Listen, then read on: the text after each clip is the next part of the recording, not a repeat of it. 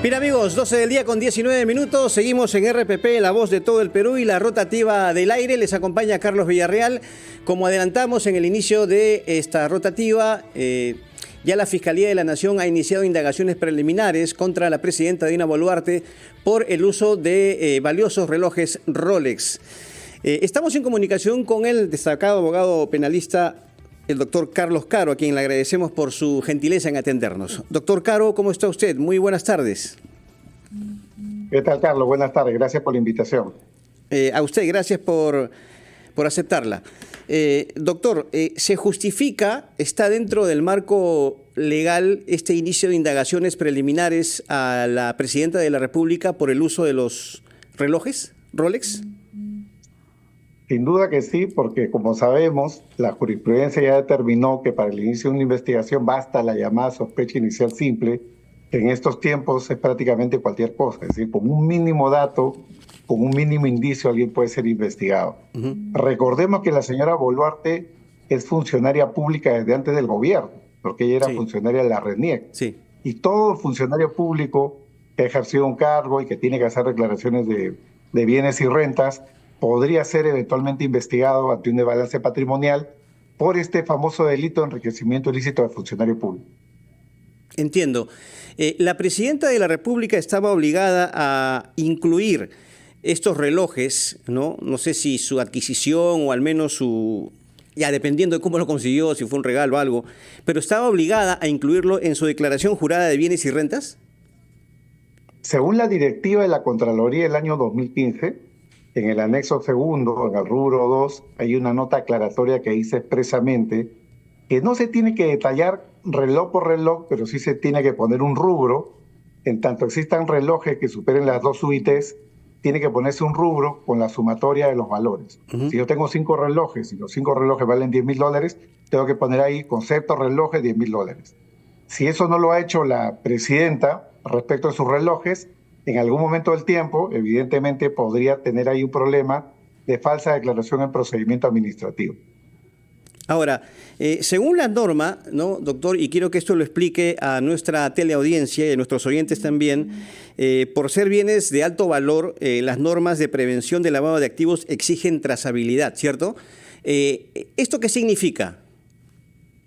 Eso significa, por ejemplo, que si la presidenta ha comprado esta joya, este reloj caro, en una joyería, en una casa autorizada de Rolex en Perú, esta casa tiene el deber, por normas de prevención del lavado de activos, de guardar por 10 años la documentación de la compraventa, y en cuyo caso tiene que pedirle al comprador una declaración del origen de los fondos, con qué plata vas a comprar esto, no recibir dinero en efectivo y, de ser el caso, reportar la información a la UIF para que la UIF guarde esta información, dado que hay reporte de operaciones en general que permanentemente se alimenta con ello a la Unidad de Inteligencia Financiera. Entiendo. ¿Qué pasa, doctor, si se tratase de un regalo? En el caso de un regalo, conforme a las normas tributarias, una donación tiene que ser probada. Tiene que ser probada con un documento de fecha cierta. Y en ese caso, en principio, el donante es el que tendría que aceptar o confirmar la donación y, por otro lado, tendría que explicar cuál es el origen de ese bien y cuál es la razón de la donación, sobre todo si estamos hablando de un funcionario público, porque el delito de enriquecimiento impide, digamos, o prohíbe que existan donaciones que puedan tener alguna vinculación con el ejercicio del cargo. O sea, quien tiene que hacer aquí la aclaración, o mejor dicho, quien tiene que probar la donación es quien regaló este reloj, supuestamente. O sea, en principio la propia señora Boluarte, pero si ella, por ejemplo, saca un contrato, un documento, una carta, un email, un testigo, tendría esto que ser corroborado por el donante, el que le entregó. Y decir, sí, efectivamente, yo le di, yo le entregué. Recordemos el caso de la señora Nadine Heredia, ¿no? Que tenía la amiga, ¿no? La amiga que con su tarjeta de crédito iba pagando todo. Ella tenía que confirmar, y no solamente confirmar, sino además confirmar cuál era el origen del dinero con el cual le hacía esos regalos a la señora Heredia. Ya sabemos ese caso de que está en este momento en juicio oral. Entiendo. A ver, si es que hubiese hecho esta compra en el extranjero, ¿no? ¿Qué tendría que hacer allí o qué tendría que haber hecho la presidenta en este caso? según la regulación del, digamos, el equipaje del viajero, cada ingreso al territorio nacional con compras superiores a $500 y los relojes lo superan ampliamente, tiene que ser declarado en la aduana y eventualmente pagar el impuesto correspondiente para que exista trazabilidad, ¿no? Entonces se declara dónde se ha comprado, cuál es el valor y eventualmente aduana, es decir, la SUNAT hace una liquidación de pago de impuestos para poder internar el reloj dentro del territorio nacional. Bueno, hay, a ver, otro caso posible, que fuese una compra de segunda mano. Sí, ahí, Carlos, estamos ante una situación muy complicada porque pues, sí, efectivamente en Perú hay un mercado de compraventa de relojes Rolex de segunda mano. Si uno va ahí por la Avenida La Paz, uno se va a encontrar con un montón de vendedores de relojes Rolex, algunos de verdad, otros de imitación, pero donde no hay, digamos, tanta trazabilidad, ¿no? Respecto al origen del bien, porque el joyero, el vendedor, es un intermediario, es un comerciante, y dice, bueno, esto viene de un amigo, de un comerciante, de un vendedor, y no te entrega muchas veces factura, los pagos son a la mano, es decir, con dinero en efectivo, y eso impide la trazabilidad. En un caso así, la Fiscalía a lo sumo podría llegar con el código del reloj, de que la señora Boluarte entregara los relojes para que pasen una inspección, con el código de reloj oficiar a la casa Rolex para ver dónde se fabricó, en qué año, qué casa lo comercializó y ver quién fue el primer comprador y tratar de seguir la pista en esa línea. Además, tengo entendido, doctor, que todo reloj de esta marca Rolex tiene una especie de trazabilidad ante el fabricante, ¿no? Exactamente, el fabricante le pone un código, con ese código sabemos si es original, y la pieza se conoce dónde se produjo la exportación, es decir, cómo llegó al Perú, si llegó al Perú por un importador, o lo compró un peruano, lo compró un extranjero, es decir, quién fue el primer comprador, como se dice. Entiendo. El delito de enriquecimiento ilícito tiene un límite, doctor. Me refiero a que solamente se considera mientras está ocupando el cargo público. Exactamente, ¿no? Toda persona que ocupa un cargo público está sujeta a la posibilidad de que se le investigue por este delito. Por eso decía al inicio que la señora Boluarte no solamente ejerció la función pública cuando era ministra y luego presidenta, sino también cuando era funcionaria de la RENIEC, y veamos si ha tenido otros cargos, ¿no? A lo largo, digamos, de su carrera profesional como abogada. De manera que podría la Fiscalía hacer ese análisis completo de todas las declaraciones de impuestos, bienes y rentas que ha hecho la presidenta durante los últimos años, compulsar eso, es decir, hacer un cruce de información con los tiempos en que ha ejercido la función pública y ver si es que en algún momento hay un indicio clave de lo esencial para el delito de enriquecimiento, porque el delito de enriquecimiento no es tener incremento patrimonial, el delito de enriquecimiento es tener un incremento patrimonial debido a un abuso del cargo. De lo contrario, podría haber solamente un caso eventualmente de delito tributario, fraude tributario o una omisión tributaria. Doctor, lo invito a escuchar declaraciones que ha formulado hace minutos el Contralor General Nelson Chac sobre este tema. Ayer había generado polémica el Contralor al decir que los funcionarios públicos no estaban obligados a declarar en detalle sus bienes en las declaraciones juradas de bienes justamente y rentas que presentan ante esta institución. Pero aquí formula una especie de declaración aclaratoria, valga la redundancia. Escuchemos. En caso de revuelo, la declaración que vertió ayer usted respecto a la presidenta Boluarte, que no habría declarado su reloj Rolex, ¿qué nos puede precisar? Sí, he estado viendo las redes sociales mientras venía desde Cusco y efectivamente, ¿no? Parece que no se ha entendido bien la explicación rápida que había mencionado ayer que estuve en Arequipa, haciendo lo mismo el tema de las obras paralizadas, ¿no? ¿Qué es lo que nos dice la normatividad vigente? Los funcionarios públicos estamos obligados a declarar todo nuestro patrimonio. ¿Las joyas son parte de nuestro patrimonio? Sí. ¿Tenemos que declararlas? Sí. Esta es una declaración que se hace al inicio, periódicamente, y al cese de la función. Y en ella se declara los bienes, ¿no? Y rentas. Es decir, por un lado los ingresos y dentro del patrimonio los bienes inmuebles y los bienes muebles. Claramente la directiva establece que cuando los bienes que tú dispones, que tú tienes, son mayores a 2 UITs por rubro, eso es lo que dice claramente la directiva, estás en la obligación de declarar. Porque acuérdense que lo que se trata de aquí es transparentar el patrimonio que se tiene en valor, ¿no? ¿Por qué? Porque esto es usado luego para los procesos de fiscalización para evaluar si existe algún desbalance o presunto desbalance patrimonial entre el patrimonio con el cual ingresas a ser funcionario público y el patrimonio con el cual sales de ser funcionario público. ¿Y en el portal web cómo se observa esto, la declaración jurada? Las normas vigentes establecen de que la declaración jurada de bienes y rentas tiene dos partes.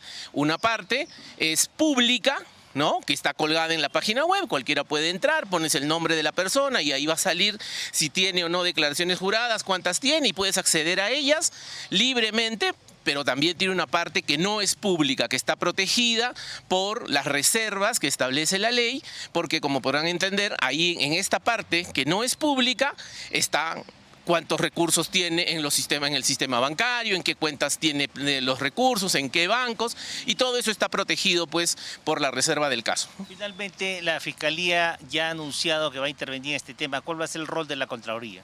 Bueno, como siempre, efectivamente, nosotros vamos a colaborar con todas las investigaciones que hace la Fiscalía en las materias que nos competen y sin duda alguna, seguramente muy pronto, de repente el mismo día de hoy, ya la Fiscalía que ha iniciado esta investigación preliminar, pues va a empezar a recopilar toda la información, así que estoy seguro que en muy breve tiempo seguramente nos pedirá todas las copias de las declaraciones juradas de la actual presidenta Boluarte, no solamente las de ahora, sino las que ha presentado, las que tiene la Contraloría desde hace tiempo. La Contraloría siempre va a colaborar con las investigaciones que hace la Fiscalía.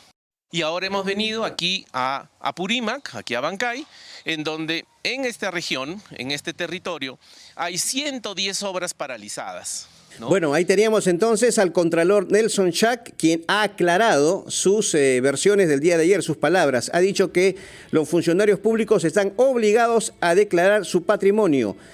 También, por supuesto, incluye joyas al inicio y cese, ¿no?, del periodo de trabajo. Habla de bienes y rentas, bienes inmuebles y muebles, las que están por encima del valor de 2 UITs por rubro. Están obligados a declarar. Le pedimos, doctor Caro, que por favor que nos espere un minuto nada más porque tenemos que ir con los titulares y comentamos, por supuesto, estas expresiones del contralor Nelson Chac y otros temas también que están dentro de la coyuntura nacional. Regresamos en la rotativa del aire por RPP, la voz de todo el Perú. Volvemos a la rotativa del aire en RPP, la voz de todo el Perú. Les acompaña Carlos Villarreal, 12 del día con 37 minutos. Estamos conversando con el abogado penalista Carlos Caro sobre el inicio de indagaciones preliminares a la presidenta Dina Boluarte por el uso de valiosos relojes marca Rolex. Doctor Caro, ¿qué opina respecto a esta aclaración que ha hecho el contralor Nelson Chac, quien había generado polémica, obviamente, con sus expresiones el día de ayer? Ahora ha dicho pues de que todo funcionario público está obligado a declarar su patrimonio, incluido joyas, como son justamente los relojes marca Rolex. Sí, claro, joyas y relojes conforme a la directiva 013-2015 de la propia Contraloría, que como decía al inicio, ¿no?, en el anexo 2 tiene un formato y en ese formato hay una sección 2 que es la declaración de bienes, patrimonio, y hay una nota explicativa, ¿no? Dice que por rubro, cada vez que se superan los 2 UIT, sean en materia de joyas o materia de relojes, se tiene que declarar estos bienes. Ojo, eso no implica, como decía, listar, oye, el reloj tal, cual, X, Y o Z, sino poner un rubro, como decía hace un rato, relojes por tal valor, ¿no? Y eso yo creo que es algo que corresponde a la aclaración del Contralor, porque cuando genéricamente dijo que no existía una obligación de declarar ello, estaba bajo error. Claro. Doctor, ¿usted observa o encuentra indicios razonables de la comisión de este delito, enriquecimiento ilícito?